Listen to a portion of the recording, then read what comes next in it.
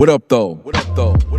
Welcome to the Groundwaves Podcast, hosted by yours truly, Murs. Every episode, we share an inside look at Groundwaves Hip Hop, the nation's premier hip hop community development movement, which I founded in 2019. The movement, like this podcast, is all about mentorship, growth, and what happens when you create a safe space, but not a fake space, for hip hop to breathe. Let's get into it.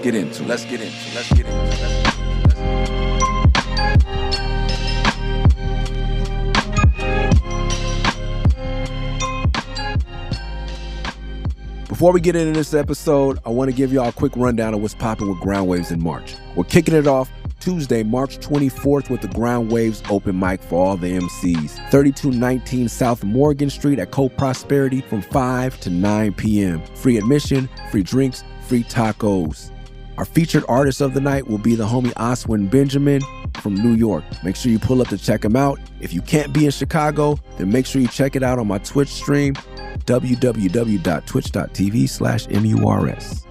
We'll be back the next night, March 25th, Wednesday, March 25th at Co-Prosperity, same place, same time, but this one is Skywaves. Skywaves is an open aux for all the producers. You get 7 minutes to come up and play all your bangers. This will be broadcast on my Twitch platform as well, but it will also be live on Lumpin' Radio 105.5 FM. Our featured artist of the night will be the legendary Twilight Tone of Chicago. Thursday is when you have a chance to come meet with me and have a one-on-one mentorship. Make sure you sign up on Tuesday or Wednesday to meet with me on the following Thursday for one-on-one mentorship. If you can't make it Thursday, we'll have some spaces available Saturday as well. But let's back up and take it to Friday. Friday is Friday Fun. We're doing our first Friday Fun, which will be an intro to ceramics. Every month we're going to do something random and fun and still free. If you ever wondered about doing ceramics and want to listen to some dope beats while we make things with clay, please sign up.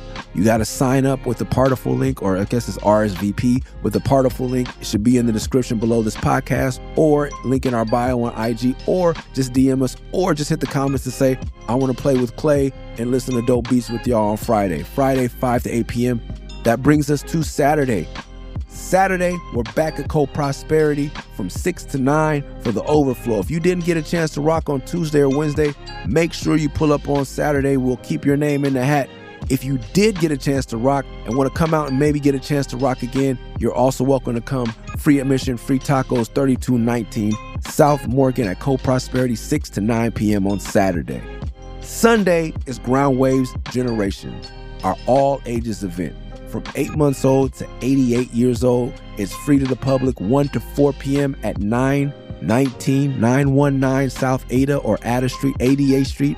I don't know how to pronounce it yet. I'm getting my Chicago legs up under me. I'll know next month or so. But yeah, this is our free all ages. We'll be playing clean hip hop, not corny hip hop.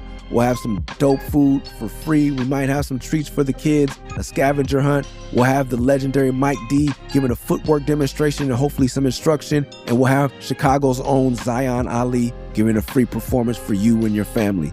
Please pull up with the family. This is about community. If you can make it to all the events, that would be amazing. But if you can make it to one or two, that's cool too. I would love to see you. Make sure you say what's up.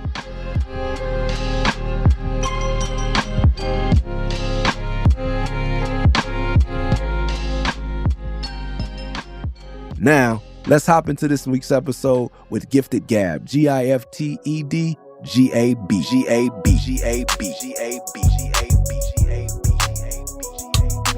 Pull up to the scene like a smoke machine, triple beam team, get the cream, what the fuck you mean? Y'all niggas moving too slow, just like a cup of lean. All my niggas on gold, just like the light is green.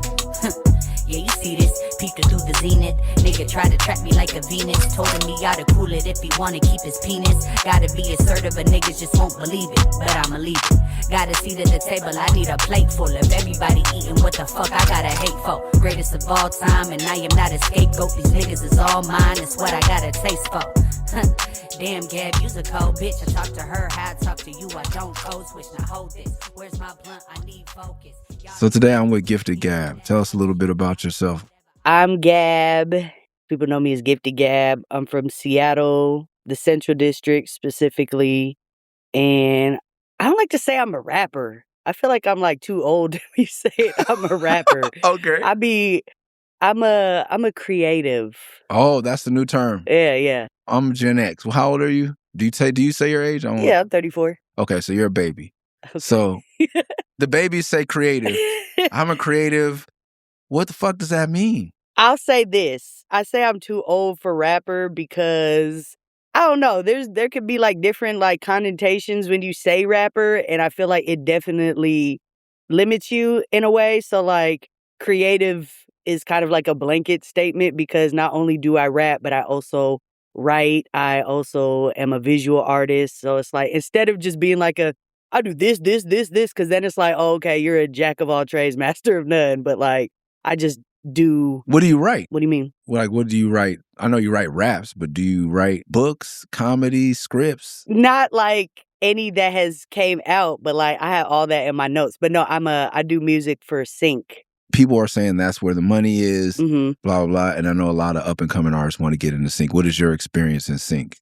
Ooh, I'm glad you asked that because it's definitely something that's still very new for me and something I'm still navigating. But I've been doing almost like, not exclusively, but like I haven't really released any like Gifted Gab music probably since 2024 maybe or 2023. But I've been making music nonstop for the last 2 years, but just sync music. So basically sync is synchronization music over a visual. So that could be TV, film, commercials, ads, video games, jingles, whatever. How do you even get into a position to do sync music? I'm glad you asked that because I think anybody who does sync will tell you something different, but it all boils down to who you know. Like that's kind of the music industry in general, or most industries is who you know, but like there's people that have been making music longer than me that still don't know how to get into sync. And to that, I say, like, it's one of them things you got to kind of put it out there, Because again, like, kind of going back to the saying, like, I'm just a rapper. Like, I don't want you to give me just rap briefs, you know what I'm saying? Because that's also very limited to What is a brief? So basically, if, say, Paramount reaches out to you and they're like, we need holiday rap. Sometimes they have like one of the phrases, a phrase that pays.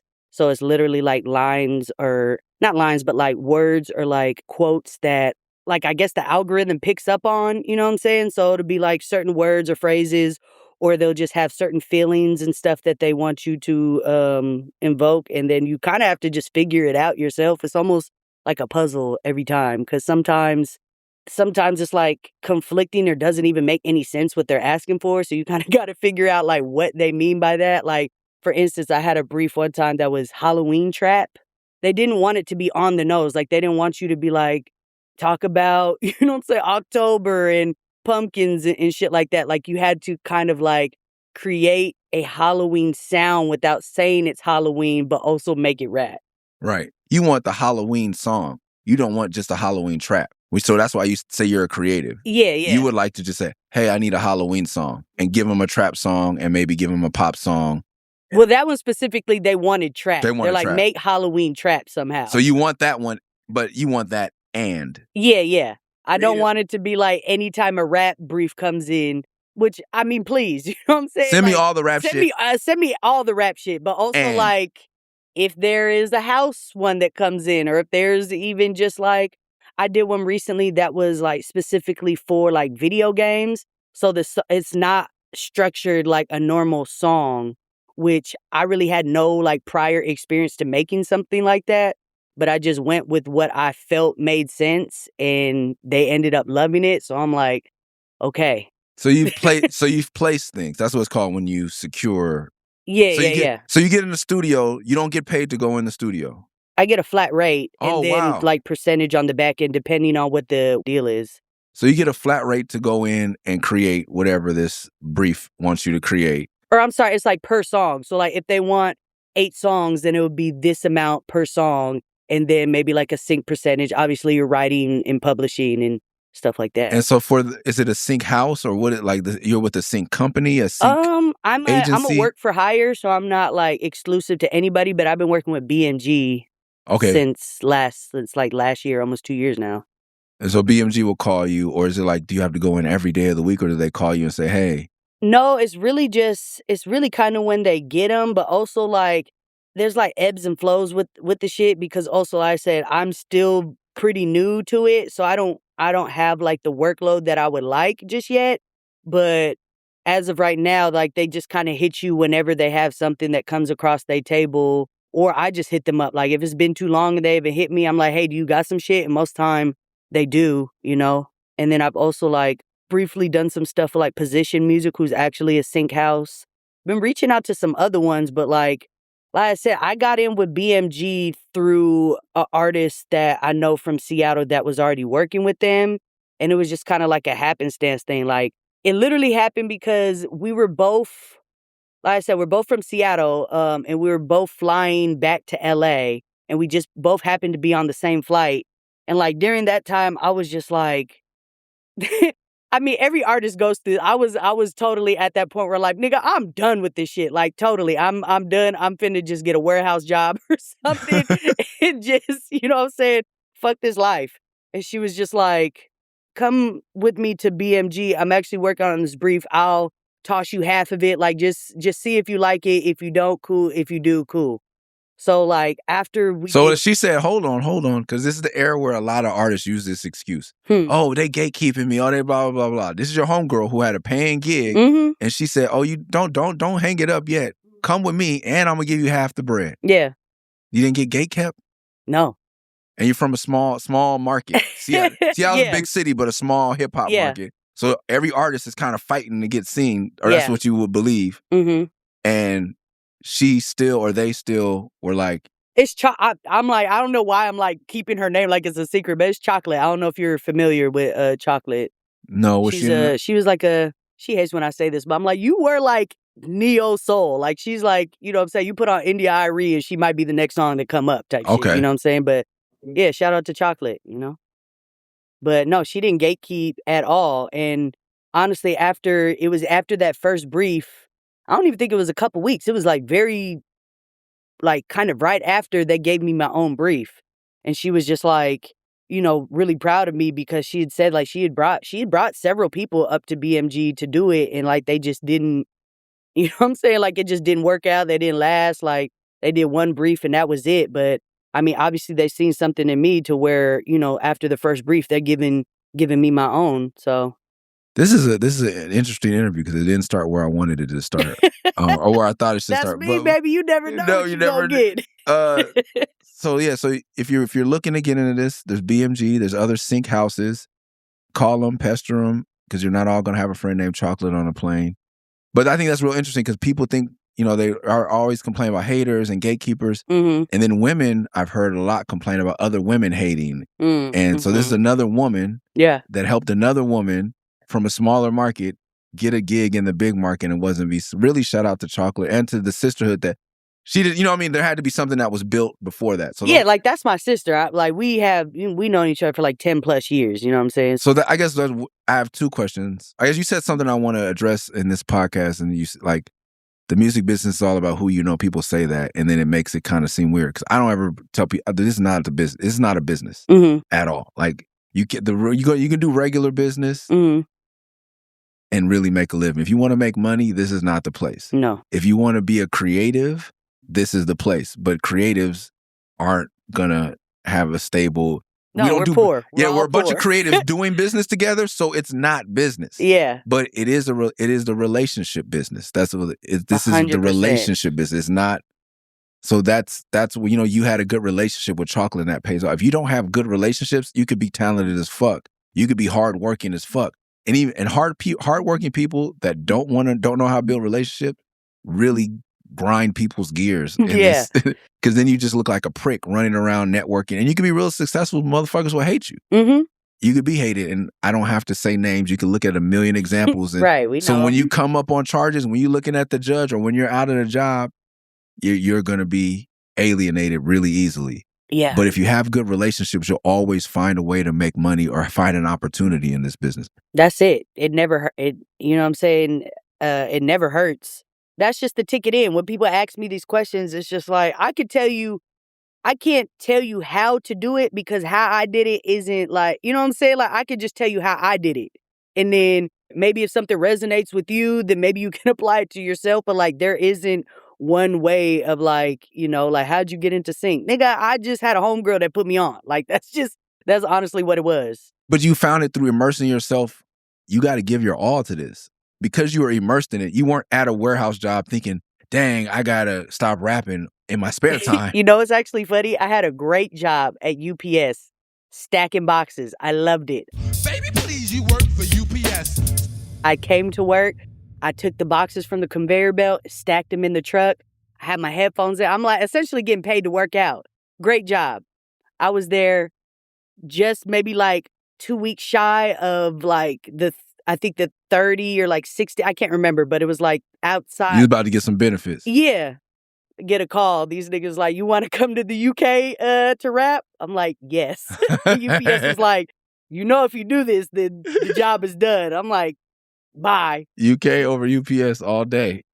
Which was like, it makes no sense. Like, at this point in my life, it really made no, like, that was really, I don't regret it. Like, I don't lose any sleep over it. But like, that was very like a 23-year-old decision. Because it's like, nigga, you need health insurance. You need like the stability and also like the money you got from UK. You know what I'm saying? It's gone. Yeah. Like, but 11 years later. Nigga, that was a fantastic trip. And matter of fact, that trip was my homeboy, Ilmac. Shout out to Ilmac. Ilmac and Pass and My Verse, all the battle rap homies, which I have hella battle rap friends. And like, I just love battle rap. But like, everybody thinks I'm a battle rapper, but I'm not. I just be knowing niggas. But like, Ilmac was like, you want to come with me to to the UK and like fuck around? Once again, no gatekeeping, but you had a relationship. I got 2 questions to ask you, and it'll probably be the end of the podcast because it's probably long answers. You're coming from a B market. This is not my words. It's like industry terms. Even though like it's Jimi Hendrix, is Butterfly, is like this, and niggas don't want to get me started on some Mix-a-Lot. I'll campaign. You know what I mean? Seattle got some hitters. Jay Moore, God bless him, like Vitamin D, Jake One, like the list goes on. Yeah. But to the average hip hop listener especially from New York, Atlanta, even Chicago, right, they wouldn't know. They wouldn't know. And to them still, it's like coming out of a B market. There's a lot of artists, hopefully, that will listen to this podcast that are trying to get seen. Even Chicago, we're in the midst of, I recognize Chicago as the 4th pillar of hip hop. Yeah. But a lot of Chicago artists in the past have all, as we interviewed them, felt they had to leave. And when I got here, I was like, y'all should never have to leave here. This is, So what was it like coming out of Seattle? How was that challenging? And then one I've tried to speak on because I know it's challenging because I've had homegirls that rap, but then one of them told me, shut up. So wait, they told you to shut up? Yeah, because like trying to be an ally, like, it's hard for women. And nigga, you don't know, shut up. So hilarious. So I guess I can speak on it. Yeah. So I don't get the DM that I got the last time I opened my stupid mouth. You know what? I want to say my first experience in like rapping for real outside of just like rapping along to like old Jay-Z beats and like putting them on like YouTube like early, like 2008 type shit. You know what I'm saying? And you're still here to tell the story. What you mean? Because no, but this is for beginner rappers. Like a lot of them just, what about the copyrights and what about the... Oh yeah, that was I was probably like... But even once you got on, nobody 19? went back and be like, hey, you owe us money, we're going to take you to jail. I'm like, I be telling like, it's not that serious. No, it was pre-monetization. So it was just, you're just doing it just to do it. Yeah. And even if now, like, if they catch you rapping over a Jay-Z beat, now it's different. Now they'll flag you. But they'll just take the money and give it to Jay-Z now. That's great. You won't be able to monetize. Like, there's so much fear. I just like to share, like, there's fear in people. Hey, you had a job at UPS. You were almost to the thing. You didn't say, hey, Ilmac, next time you go, I'll go. I just got to stay on so I can get this health. You took the opportunity. You didn't go, oh, man, I might sample clearance. I might go to jail if I do this YouTube Jay-Z rapping. The thing is, that do make sense, but also I know better, and I know that opportunities sometimes don't come around twice. So, like, you know what I'm saying? Something like that, I don't believe, not to say it couldn't happen, but a lot of times it's like, nigga, do you want to do this or not? Exactly. It's And always like you that. either gonna do it or you not. And most of the time, I'm gonna just do it and then worry about the consequences or how this affects my life later. Yeah. Which is probably And you're still why here. artists are artists. Like we're constantly just Constantly every day's fucking around and finding it. Yeah, because it's like it's such a blessing and a curse. Like combined, I honestly it's like very 50-50. Like it's what like situations like that. Like I feel like I was finally getting some stability in my life. I was getting on a schedule. Like it was good for me. And then like music keep calling me back and then put me in a worse situation for like a very short amount of time of like happiness. You know what I'm saying? But it's like I would for some reason in my brain, I would rather like a very small piece of happiness than I guess the foreseen long-term happiness. But for me, it just doesn't seem as attainable as this very small bit of you know what I'm saying? I don't know.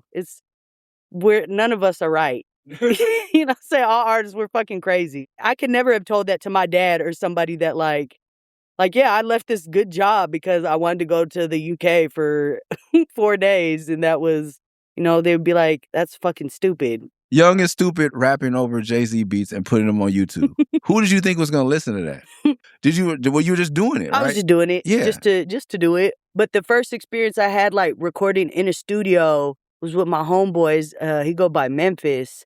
And a dude named Memphis from Seattle? He's from Memphis. Okay. But he lived in Portland, and I knew him through a homegirl. But he's from Memphis. Memphis, okay. Came to Portland. But I was rapping with him, and I came to the studio, and it was so random. It was like, I know you can be like the hood in Portland, but like over in like the alphabets or the numbers or something, like it get a little gritty over there.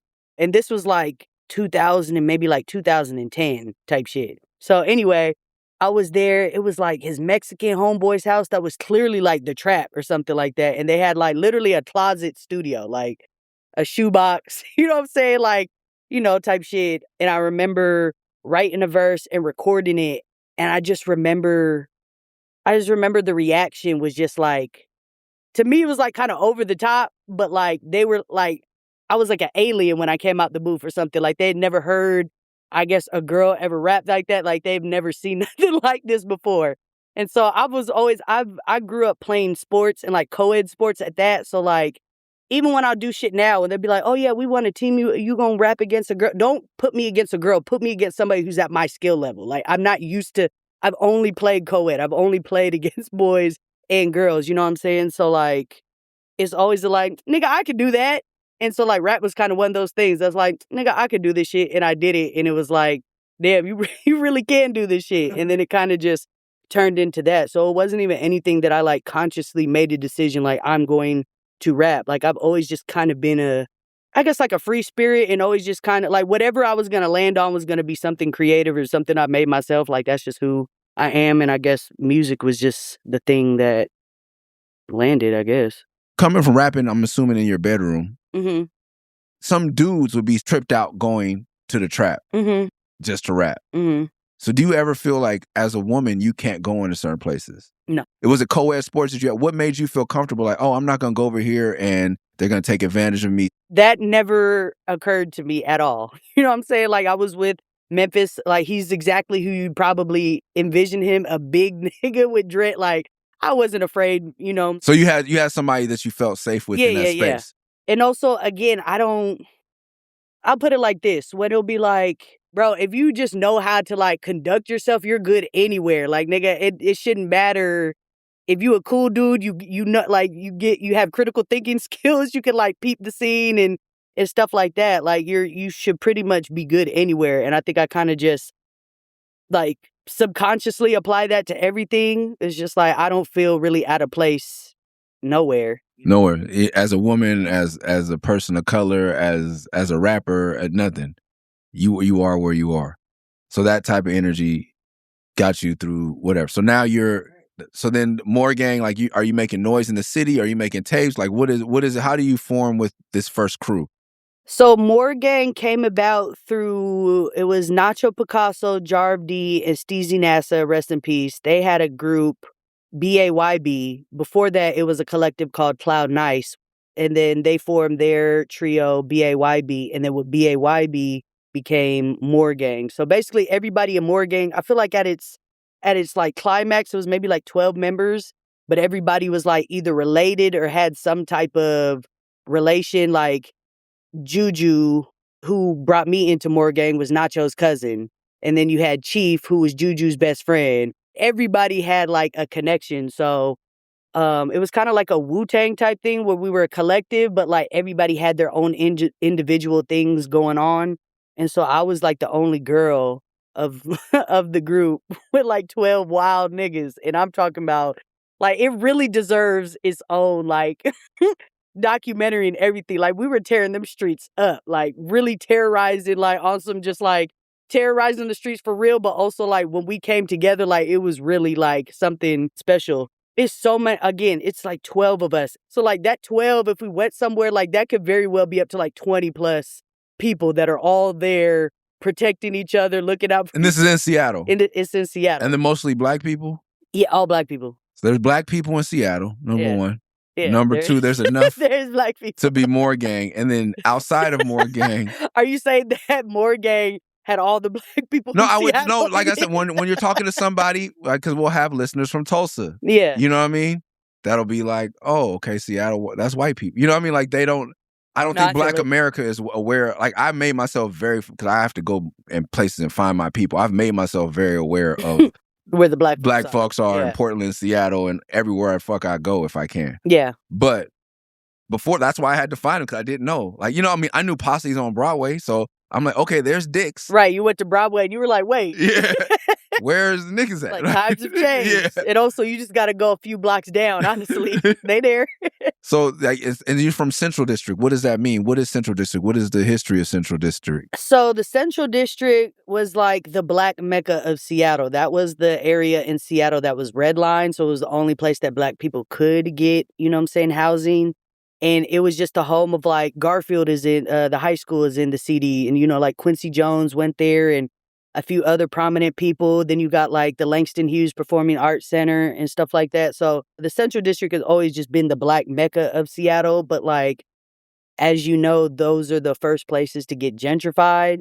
The Central District in Seattle is such like an aggressive kind of like look at how gentrification can totally just change the landscape of like an area. Like if you go to the CD now, you could see maybe remnants and be like, okay, there's probably black people around here, or they were, but it's like they got everybody up out of there. You know By what year? Like, I mean, that's hard to say because it's like I was a kid and like some things weren't registering, but as you get older, it's like, wait, where's the chicken shack? And like where, you know what I'm saying? Like where's all the places that I grew up on, and no one can afford to live in the CD anymore. So like you don't even have no homies in the hood no more.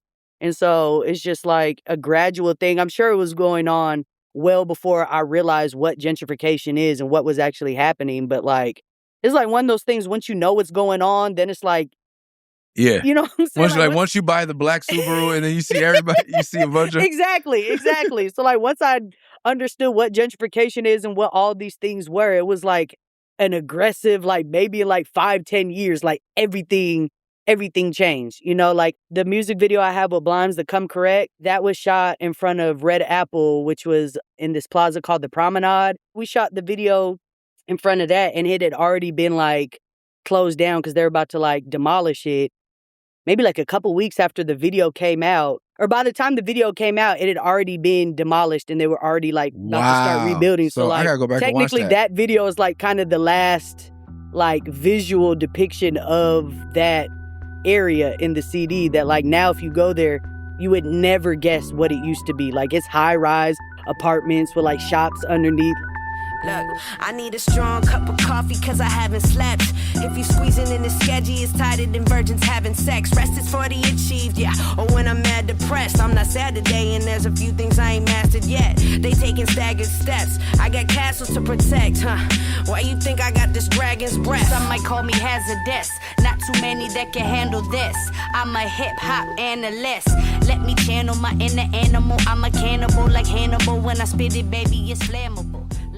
Coming up, since Seattle wasn't a well-known market like after Mix-a-Lot for rap, no. Who were some of the coldest motherfuckers that we may never heard of? Like, who influenced you from, like on a local level? Like, the first MC you saw, like, oh, it could have been your brother's girlfriend, you know what I mean? Like, but your cousin, like, who was it? I wouldn't have been a part of, like, Moore Gang if I wasn't, like, you know what I'm saying, fucking with their shit, so to speak. Like, Nacho, during that time, he was, like, he had a crazy run. So, like, Nacho Picasso inspired me. My brother Jarv D. A lot of my people I listen to are, like, people I know. I ain't had a job since 06, lazy bones. Prepaid phones, fuck you, pay me home. Or I'll be in your home, smash like Casey Jones. Casey and JoJo sniffing cocoa, I go crazy bone. I need a real money tree, fuck a payday loan. Cause he ain't even got no paper on your payday home. Not to mention all the paper that they say you owe. Paying child support, even though the baby's grown. Money makes a coming, paychecks will make her moan. But like, was there like a big rapper that we're missing like that? I mean, the Physics, but The Physics? that's a group of. Okay. So you got like the Physics. Sources of Labor. Sources of Labor. Yeah, Jay Murs. Jay Moore. Yo, you can hang my father from a tree, but you can't kill me, for I'm the seed, and I exist internally. Eternally, I manifest the aura of my ancestors. With every drip, sip of this water that I taste they flesh. I taste they flesh. It nourishes my soul, it puts my spirit at rest. And with my mind at ease, I zone through degrees, transcending reality and then converse with the trees. When the leaves have fallen, I hear my calling. They say chat up on the mic and say more than yes, y'allin'. You tell them where we at. This podcast is for people who are coming up and hopefully in B markets or C, or my agent likes to say tertiary markets, like their secondary, first, primary market, secondary, and tertiary. Like, your history is important because you don't, like, without those groups, you know what I mean? Mm-hmm. Without Nacho, without Physics, like without Jay Moore, like there's no Gab. That's a fact. You know what I mean? And they definitely laid the groundwork because, like you said, it's a tertiary. I've never actually heard that. I like that. Yeah, they got mad, like, because that's how we came up. Like, Living Legends, like, we were in the tertiary markets because nobody would go to them. Like, we're in Eugene, Oregon twice a year, motherfucker. Right. And then when I got on, I'm on Warner Brothers. She's like, why do you want to take the children? Oh, not her, my older agent. He was like, why do you want to take it to Eugene? We can skip over. I was like, no. They're going to come and they're going to buy merch. Yeah, and I just like, and by then I had made friends, you know what I mean? Yeah. I had a favorite place to eat, and I had just like, I like going to the Wow Hall. Like, right. This is it. I'm going to Wow Hall. You can't stop me. He's like, okay, so you like the tertiary markets. It's like, oh man, I felt like I had bad taste. Is that like Chitlin Circuit type shit? Yeah, Is before the North, you know what I mean? Yeah. Because it's weird because there's no, like, the black people weren't venues, coming. Yeah, they weren't coming to my shows, you know what I mean? But the funny thing is, like, niggas would know about me when I got to the barbershop. They're not coming to the show. They're not coming. Yeah. Oh, what's up, Murs? I'm like, my nigga. Right. But I'll take the love every day than over the ticket sales. You know what I mean? Because now I'm going places with my kids, and I just want them to see us. You know what I mean? Like, people in the streets respect me, but I'm not their guy. Yeah. You know, like, they're, alternative black folks, and I love my kids to see the wide range. Exactly. I like them to see the thugs too, and I like, you know what I mean. But they need to see. We come in all. We could, yeah. I just like, so that's why I love, like, I just like that I got to know those communities, and that's why I want to, like, shout those people out, because also today these kids you can YouTube Sources of Labor, you can YouTube Physics. So when you hear this name, check it out. Check it out. Check it out. Check it out. Check it out.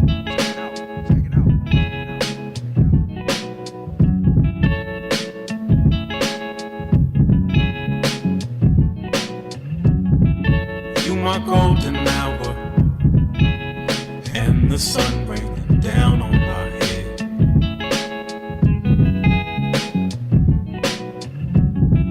It's the warmest shower I've ever felt inside of my bed. I'm gonna ask this question, a stupid question, but, like, you name no women. For me, it was like, I liked rap. I'm old, but I saw, like, LL Cool J, I like Run DMC, but they didn't look like motherfuckers around where I stay. And then Eazy-E happened. I was like, nigga, like this? Like, I grew up in Linwood. Like, it's Compton's right next door. Like, I took pick my brother from preschool in Compton, like, on the Linwood Trial. Like, I know.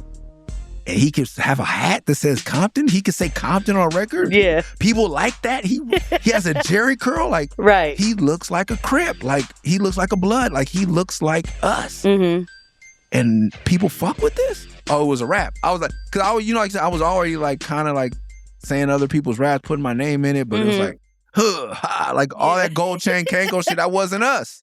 Right. And then I'm Eazy-E, I got, bro, it was a rap. Well, I'm Eazy-E, I got bitches galore. You might have a lot of bitches, but I got much more. With my super duper group coming out to shoot. Eazy-E, motherfuckers cold knocking the boots. Cause I'm a hip-hop thugster, I used to be a monster. If you heard, you think I own a drugstore. Getting stupid, because I know how. And if a sucker talk shit, I give him up. But how did you make it so far without being able to see yourself? Damn, that's a good question. Because representation definitely does matter.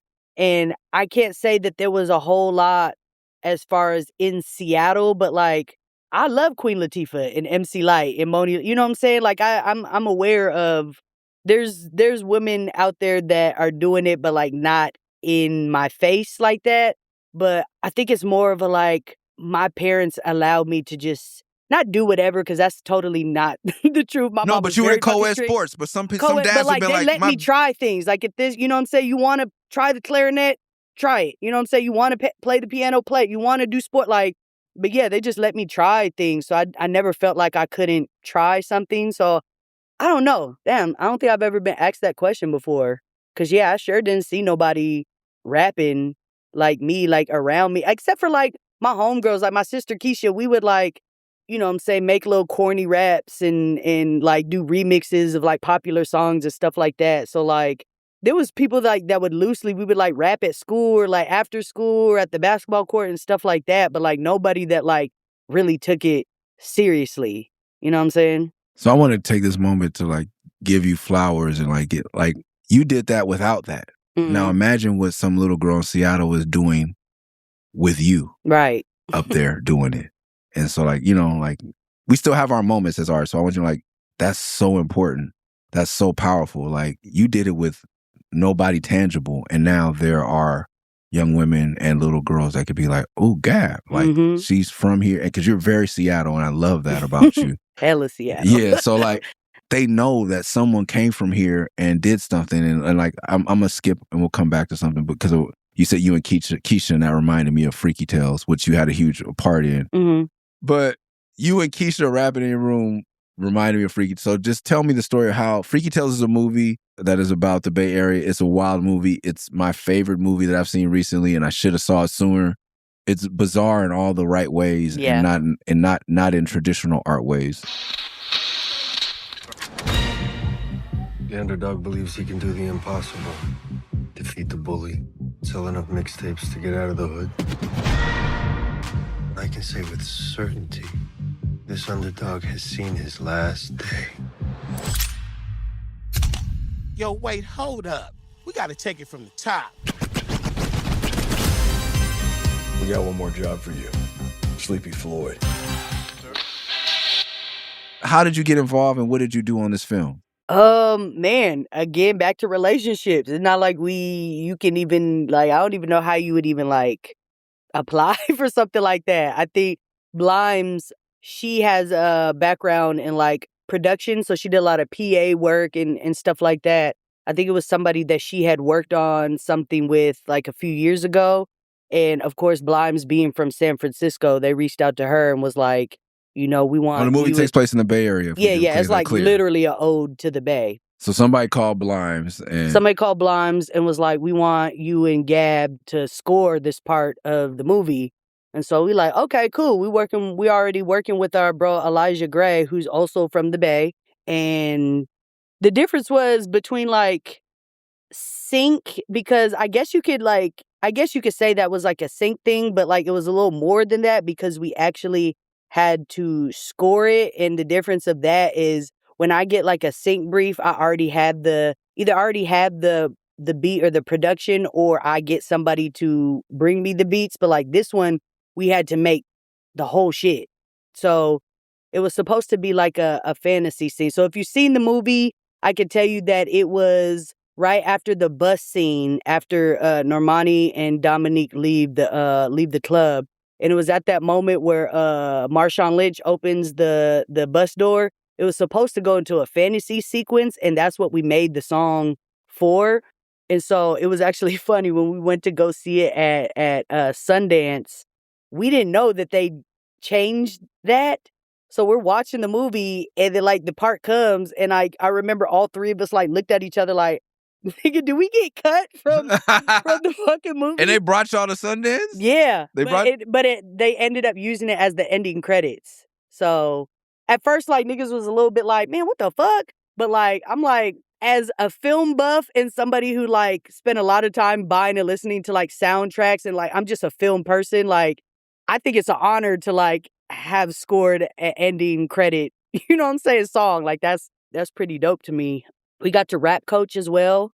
So the scene with Too Short where they're doing the Danger Zone song, we had to go in the studio with them and actually have them record it live. And that was really dope. They were so easy to work with because Normani's already a musician, and then Dominique is like a world-class actor. So like it wasn't difficult Normani, to work with them. what is Normani and Dominique? What have they been in? Will we know them from anything? Normani is a singer. I know she was a part of that one big girl group like some years ago. Don't get me lying. But Normani, I'm sure people have heard of Normani. And then Dominique Thorne was in Black Panther and Beale Street. What was it? Beale Street Blues and like some other things. But she was in the she's Ironheart. Yep. So there's a scene where these two women are playing the girls there's a song called Don't Fight the Feeling. Mm-hmm. And they're battling, doing the song live with Too Short, a guy who was playing Too Short on stage. It was just Simba. He killed it. The song already exists. It's a real song that came out in my day. Before the film, they had to record it, you know what I'm saying? Re-record it. So they didn't use the recording of it, but they had to re-record it. Re-record it. And then we actually recorded it at Raphael Sadiq's studio, which was really fun. I got to hang with him. Oh, wow. So yeah, that was cracking. See, relationships. So this is all... And now you have relationships with more people. Exactly. And then with the rap coaching, we were able to like really shout out to Ryan Fleck and Anna Bowden, the ones who like directed and wrote Freaky Tales. They let us do like kind of whatever. Like literally we were back there watching the monitors with them, and then like if we needed to like also you did it in the studio, and then when they did it for the movie, you had to be on set. Yeah. So we were like literally on set rap coaches, because the thing, people be like, what the hell is a rap coach? It's more or less like an authenticity coach. So, like, you got Dominique, who's from New York. So she can't, like, you know, she would naturally say stuff like, you know, don't talk about, like, stuff like that. It's like, we don't talk like that on the West Coast. So it's like dialect and, you know, just making sure that it's authentic to the film and also authentic to rap. All this time you're getting paid. Mm-hmm. And this is when you took the UK gig and you were 23 years old. You didn't say, oh, when I do this, this, and this, and this, then boom, I'm going to be on the set of a movie. Right. Teaching Ironheart how to rap a Too Short song. Like, you just put yourself in a position to be open to that opportunity. Mm-hmm. The more you stay in your traditional job, the harder it's going to be to let go. And then the more opportunities you miss out on. You weren't going to get the call from Blimes if you had stayed on the job at UPS. Yeah. So I guess I want to bring it back to your parents. Like, yes, they supported everything you did, but it's also, to me, not typical for them to be like, and you could play basketball with boys if you want. I had an older brother, so anything he did, I had to do. I think just it was more cost effective to, like, if my brother's going to basketball camp, then I am also going to basketball camp because y'all both got to be out the house. You know what I'm saying? And you were cool with it because your brother was cool. Yeah. You wanted to be like your brother. That's kind of like the, you know, growing up in the church and it'd be like, oh, you like to do, like, nigga, you have to understand that when you're a child, maybe it's different for white people. Now, granted, I do have a white father, but he had no type of authority in the home whatsoever when it comes to, like, your parents stayed married? Yeah. So you were raised in an interracial household? I was. With a black woman running the show? Yeah. Oh, so buddy. She was the disciplinarian, the breadwinner, you know what I'm saying, all the stuff. Like, my dad was very much just, my mom was Joe, my mom's husband. And he was cool with that. Like, he's, you know what I'm saying, he get to kind of lay back and do his little part-time jobs and play basketball and shit while my mom, you know what I'm saying. Every Public Enemy needs Flavor Flav, bro. That's... Exactly. So it's like, when people be like, you want, like, I make it very clear that, like, I grew up in the church, but I was not a church kid. I was never indoctrinated. Like, I never went along with any of it. I was a child. I had no choice. And my mom said, You're going to church and you're singing in the choir. I went to church and sang in the choir. You know what I'm saying? Like, it wasn't a choice. So if my mom signed me up for tennis camp, well, now I play tennis. You know what I'm saying? Like, that's just what it was. But like, I love sports. So like, I've been to every sports camp you could think of, down to, I think I maybe did one day of football camp and they were like, okay, no. But like, I've done baseball camp, softball camp, basketball, swimming, tennis, bowling, track, ping pong. You know what I'm saying? Like, a nigga has done But I it think all. that teaches you like to make friends wherever you are, and also I guess maybe being a girl or a woman, like a lady, like. And to not see, like I said, I don't like for instance, I did this one rap show with the homeboy Doughboy, and this was when caffeine was still a thing. It was one of them shows that like they bring in artists and then like the chat gives you words and then you have to put together like a verse in like an hour, you know what I'm saying, to rap it. Anyway, they wanted to put me against basically Doughboy was like trying to find a girl to put me against, and I told him like, nigga, don't put me just against a girl. Put me against somebody that can also rap. And so they put me against Emerson Kennedy, who's a battle rapper, and I whooped his ass, and we've been friends ever since. You know what I'm saying? Like, I demolished that nigga, like lyrically, but also it came down to he's a battle rapper, so he was coming with some like, I think he has something to prove as far as like, I'm going against a girl, so I can't lose, and also like, I'm finna do my battle rap shit. But I came in just having fun and just made like a good song. So I feel like people resonated with me, like it was more relatable as opposed to him coming in with like this super male vibrato, and you know, it was, you know, the chat gave the names, but then they also like decided who won, and it was like a blowout. Like, it was maybe like 25 to like 4 type shit. Oh wow. But like, no shade to Emerson. That's my homie. He's put me onto opportunities after that. I actually did his verse show that he had.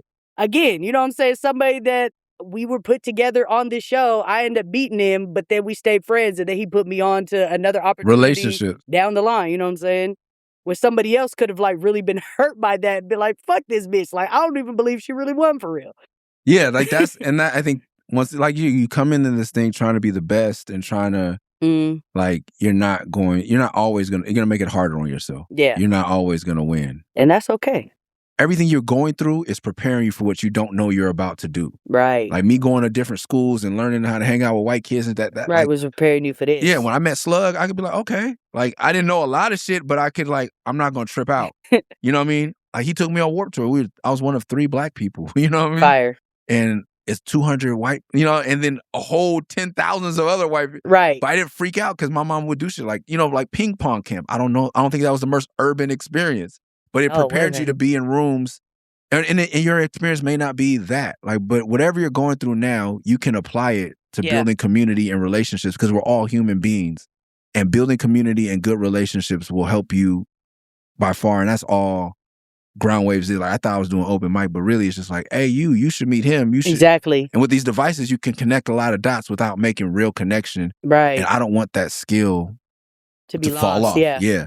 But, you know, like I always say for Groundwaves, like, there's no more record store. Mm-hmm. There's nowhere to meet cool people during the day anymore for kids. You know what I mean? That's a fact. So we got to kind of create those spaces and make an effort. You can't be a boomer being like, these kids don't want, all they want is their screens.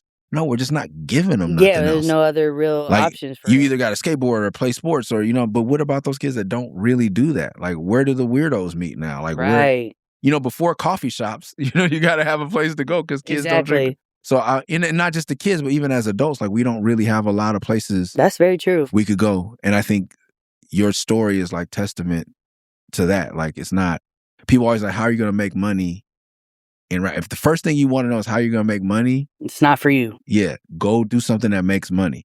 And there's plenty of people, you know what I'm saying? I think there's also like this idea that, like, especially if you're a rapper, like, you have to just be a rapper. And if you get a job, you're corny and you're selling out. It's like, y'all don't do this shit for real. Like, if you really did it and got down, like, you got some years in it and you know what I'm saying, that green has washed off of you because you have lived experience and done enough, like, you will see, like, nigga, it's honestly corny to just only do rap. Like, you know what I'm saying? It's a very, very small community of us that can truly sustain, you know what I'm saying, with just music. And honestly, it wasn't until the pandemic that, up until the pandemic, I was able to literally pay my rent and pay my bills off of music. And that's like 10 years, you know what I'm saying? Like nine years of me being able to live off of my art. And then after the pandemic hit, that's when like the whole infrastructure changed. Everything changed, like from just the music industry itself down to just like the people who work the venues. Like I built this relationship with these niggas for like 9 years. You know what I'm saying? Like to the point where like I didn't even have to ask it. Like shouts out to the homie Josh at Crocodile. Come on. I never even had to ask this nigga to be put on a show. He know that if Cameron's coming to town, Gab, you're opening. You know what I'm saying? You know what I'm saying? Like just building that relationships like that, and even like down to the security guards. I know I could come to this show and I don't got to pay no ticket or nothing because I know bruh's working the door and we already have a relationship and he know I ain't off no bullshit. So he even let me in the green room. You know what I'm saying? When I'm really not, so I'm supposed to have a badge, but like I performed there 1,000 times. I know how to act. You know what I'm saying? But like shit like that. And then after the pandemic, not to say Josh don't work there because he still does, but like people like that were phased out, or like they got burnout is real. Some people was just tired of the fucking shit, or they found a better job, or they moved, or you know what I'm saying? So many reasons. And now this venue is all new people. They don't know who I am. They don't give a fuck about who I am. They really don't even give a fuck about the community.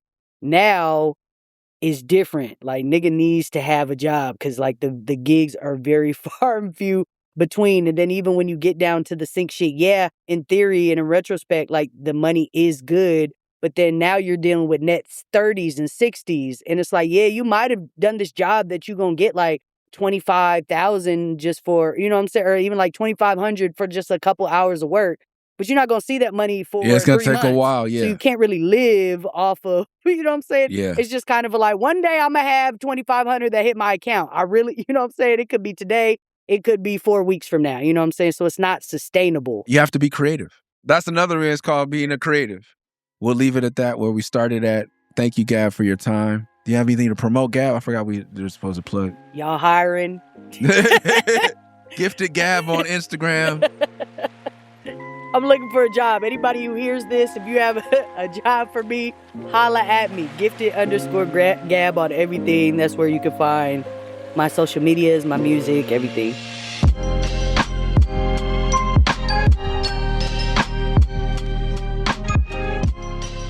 And like we always do about this time, before we get out of here, I want to play a song from someone in the Groundwaves community.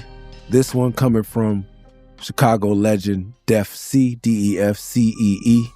And this one's called Open Mic Nights. I call this piece Open Mic Nights. She moves like black and mild smoke above the heads of college kids. Caught my eye while she was walking in. Mind wandering to places I'm uncomfortable describing in public spaces. Chasing summer as it buzzed and faded like enthusiasm over our grades did. Drawing blanks that went unshaded, less weight to our faces. Drunkenly walking from one end of the block to the other was dangerous. Cause some of us were fist fighting whoever we wanted over nothing. Doubled down once we sobered up and barely made it to the next open mic to share the new songs we'd write, a poem we'd rehearse, performing from dawn until we were breaking night. Upperclassmen perfuming the room with sage advice we would never take. Too busy trying to sleep, study or levitate, rolling up extra shake, overcharging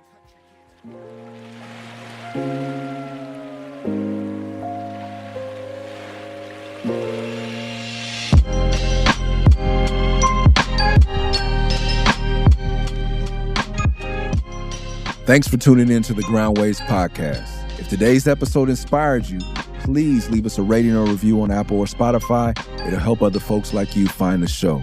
If you're an MC or producer looking for a place to develop your craft and connect with real community, check out groundwaveshiphop.com or follow at groundwaveshiphop on IG. Don't forget to subscribe to the show on your favorite podcast platform so you never miss an episode. Until then, keep creating, exchanging ideas, and loving on each other, and I'll catch you on the next one. Peace. Peace.